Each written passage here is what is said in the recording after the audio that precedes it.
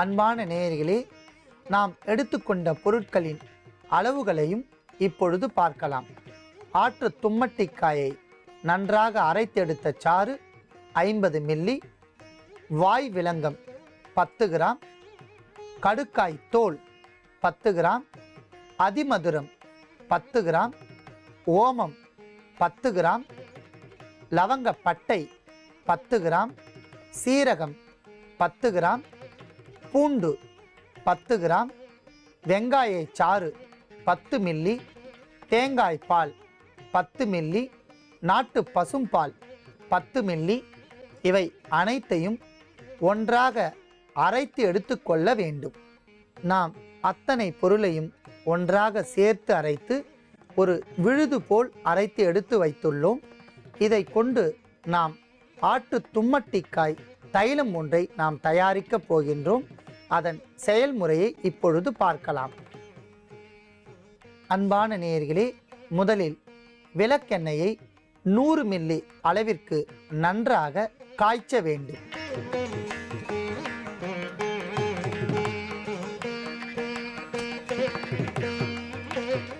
அன்பான நேயர்களே, நன்றாக கொதித்து கொண்டிருக்கின்ற விளக்கெண்ணெயில் நாம் அரைத்து எடுத்த மருந்து பொருளை 1 அல்லது 2 தேக்கரண்டி விழுதை சேர்த்து நன்றாக கொதிக்க வைக்க வேண்டும்.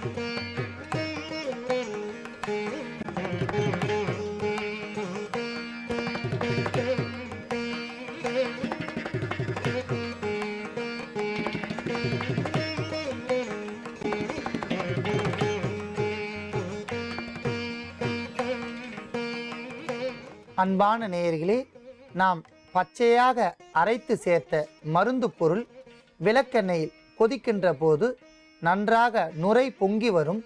நுரை பொங்கி அடங்கியவுடன் நாம் சேர்த்த மருந்து பொருள் நன்றாக சிவந்து கீழே தங்கிவிடும். அப்பொழுது நமக்கு ஆற்று தும்மட்டி தைலம் தயாராகிவிட்டது என்பதை உணர்ந்து நாம் வடிகட்டி எடுத்துக்கொள்ளவும்.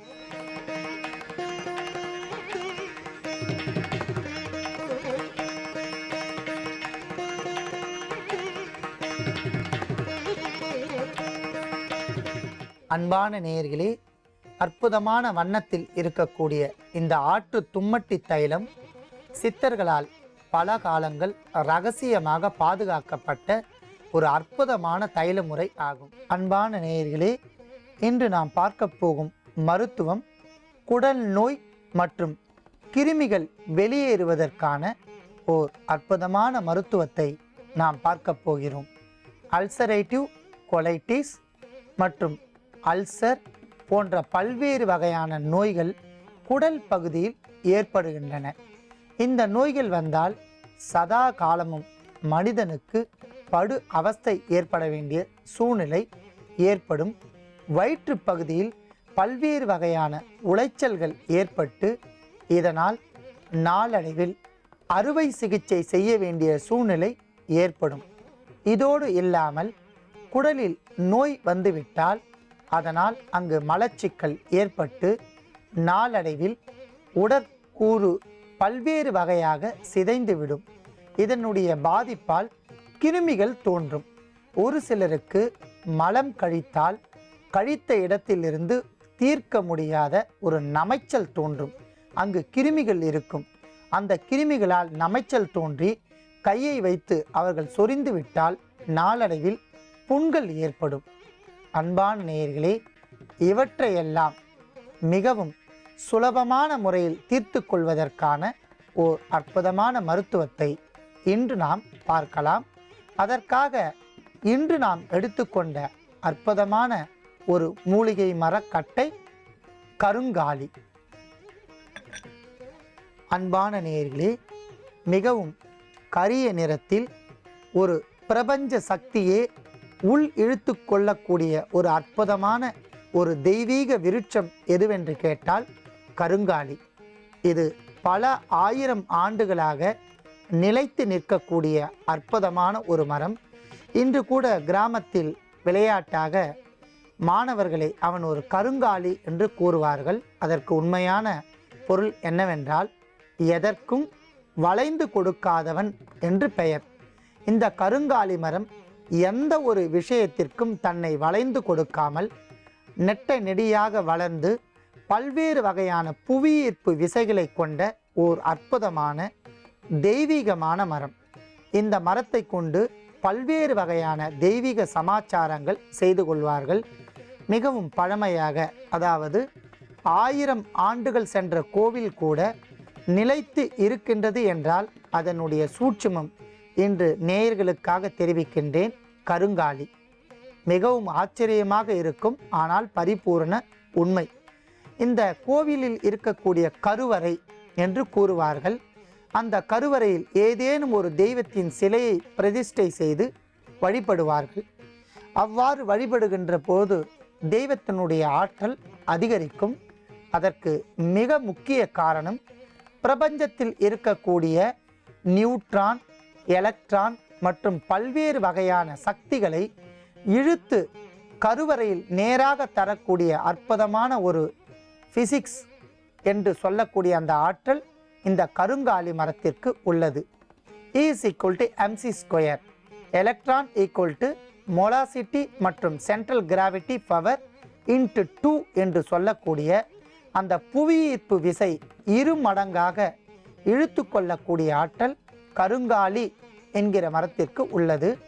கருவறையின் மேலே, அதாவது தெய்வத்தை பிரதிஷ்டை செய்துவிட்ட பிறகு கருவறையின் மேலே ஒரு பிரமிடு தத்துவத்தில் முக்கோண வடிவத்தில் கருங்காலி மரத்தினுடைய கட்டைகளை அடுக்கி வைப்பார்கள்.